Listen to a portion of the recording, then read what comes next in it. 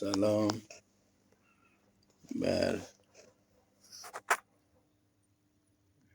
دوستانی که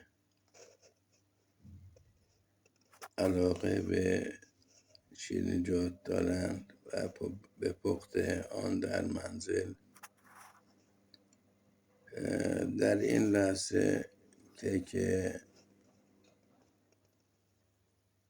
رضوی را به شما آموزش می‌دهم که از بهترین نوع و مفیدترین و خوشمزه ترین کیک هاست که 20 عدد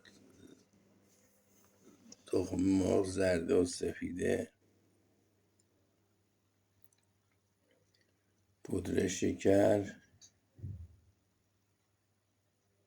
روغن مایع یا جامد آب شده، البته جامد آب شده باشد حداقل نصف آن خوب است.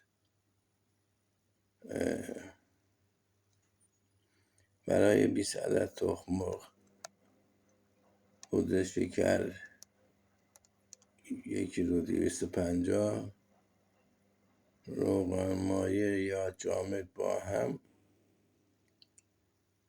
جامد آب شده با هم بیشتر به صورت مایع در بیاورید.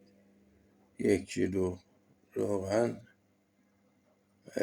ماست هم 750 گرم، پودر کیک و شربت وانیل هم به اندازه کافی و آرد 1 کیلو و نیم. تمام مواد را بعد از اینکه تخم مرغ و پودر شکر را به هم زدید، نرم شد و روغن را اضافه کردید و در نهایت آرد و ماست را هم بهش اضافه می کنید و خمیر آماده است. به هم می زنید.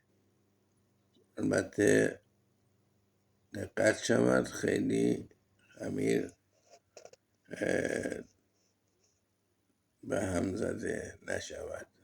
در حدی که مخلوط شد می توانید روال هم زدن را قطع کنید.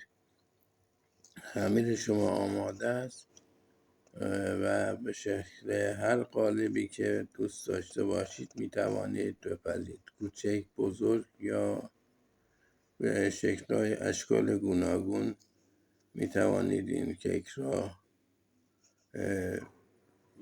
بپزید. می توانید مقداری کشمش هم به اندازه ذائقه خودتان بهش اضافه کنید که خوشمزگی را بیشتر می کند. البته